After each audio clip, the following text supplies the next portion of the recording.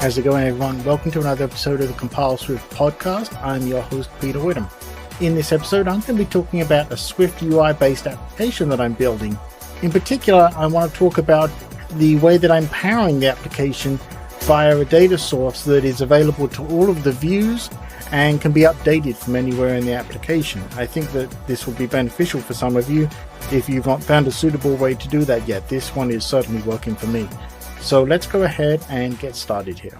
The first thing we should do is we should talk about how we used to do this. In conventional Swift applications and even Objective-C applications, but I'm going to assume that the majority of the audience listening here is Swift based or is using Swift.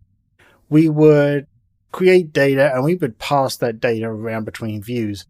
It would be common, for example, if you were using storyboards and you were using Prepare for Segue, you would inject into your new view the data from your current view, and that's how it would be used, and we would pass data around that way. This causes problems because very quickly that data would become out of sync, and you'd have to manage passing this data around everywhere, re-rendering the views, maybe even saving the data to a file, something like that. This is where SwiftUI is helping us out.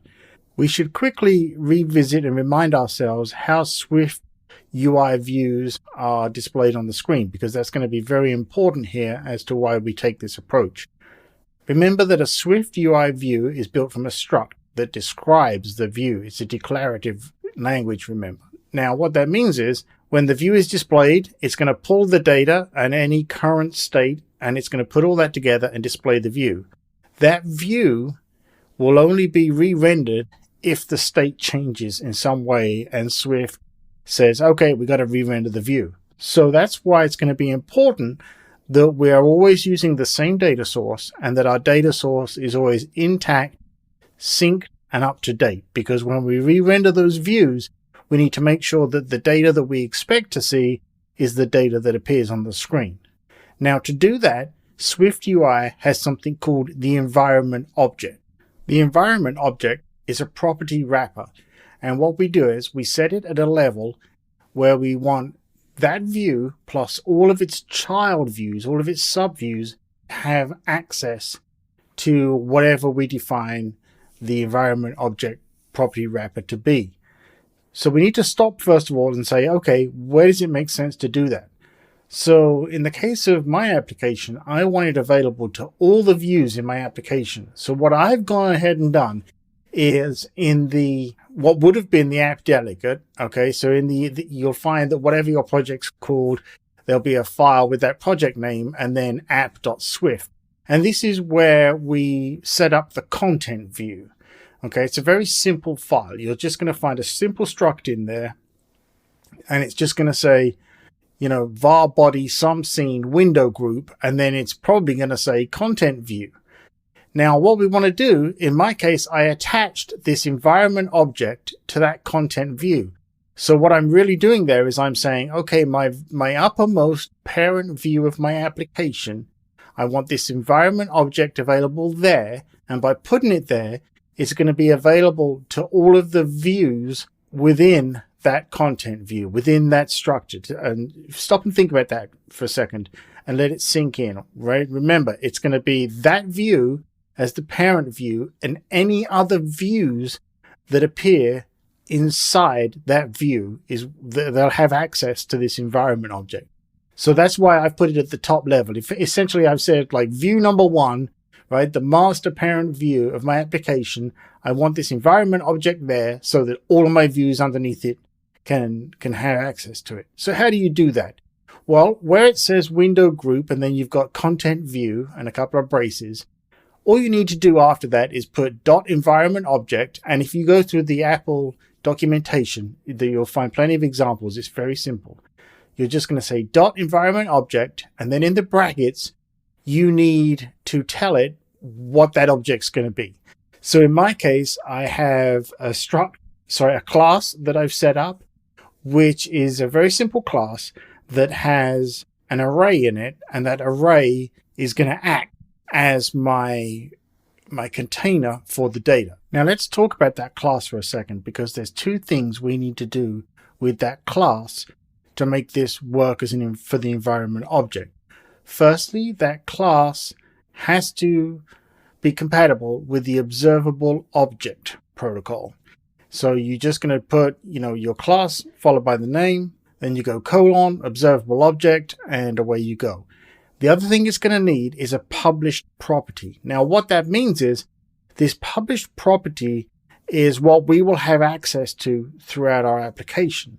And to set that up, all we do is we create a variable like we normally would, but in front of that variable there, you're going to put the @ sign and the word published. So it's @published. So in my case, it's @published var template list, and that type for that template list variable is an array or just a very simple struct that I have that contains an ID and a name string. And it just says equals an empty array. And that's it. It's set up there. It's ready to be published, and we're ready to go with it.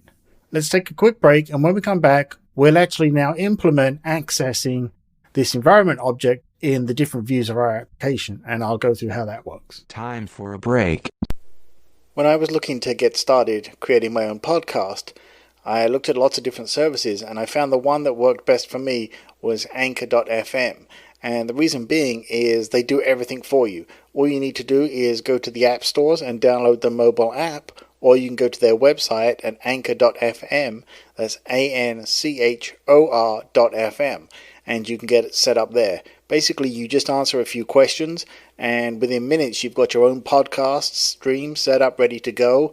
They also handle lots of monetization options for you and take care of all of those details to get sponsorship for your podcast, and basically give you everything you need in one tool, either on the website or the mobile device to get started. So I would recommend going to anchor.fm today to get started creating your own podcast and sharing with the world. Break time over. Okay, so we've created our environment object. We have attached it to the content view, and now we're ready to start consuming and accessing and changing, manipulating, whatever we want to do with that data. So any view that I want to work with this data in, all I have to do now is refer back to that environment object, and SwiftUI is going to figure out that that's what we're talking about here, and we're only going to have this one data source. So how do I do that? Well, in one of my views, what I've got is it renders out a list for me, and I need that data, obviously, from the array. So at the very top of the struct for the view, all I need to do is I put @environment object var the template list colon front matter template list. Let me break that down for you. So @environment object and then var, that should be familiar by now. The template list is the name of the variable, and then front matter template list is the type. And that is the same name as the class that I created earlier, where we added the protocol compatibility and we added the published property. So once all that's in place, we now have access to the data from that environment object in this view.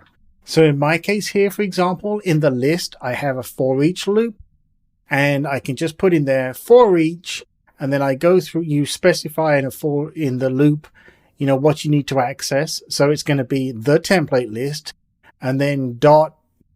In my case, I have a function in there in that class. So I've got dot get template list, and I just call that function, and it just returns that array to me. And that's how I get the data.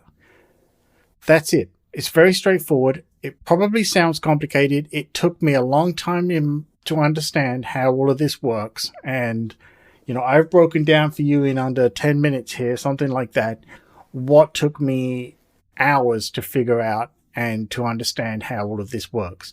But that is the process for accessing that data. If you want to, change that data, it's going to be the same thing. You can write your own functions in the class like you would, and you would just, again, once you've got that environment object set up in your view, you would just access it, and then you would access the function or do whatever you want to do as if it's a normal class, and it's going to respond accordingly. Hope this makes sense. I'm actually working on some video for this, because it's very hard to talk through code in a podcast or, just audibly talk about code.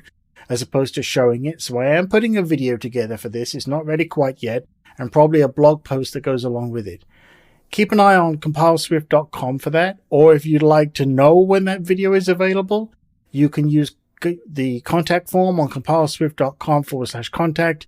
Just fill in the form and let me know, hey, just let me know when this video is available so I can follow through and understand this, and I'll be more than happy to let you know. This is actually a very good way of working because it ensures that our data source is always up to date.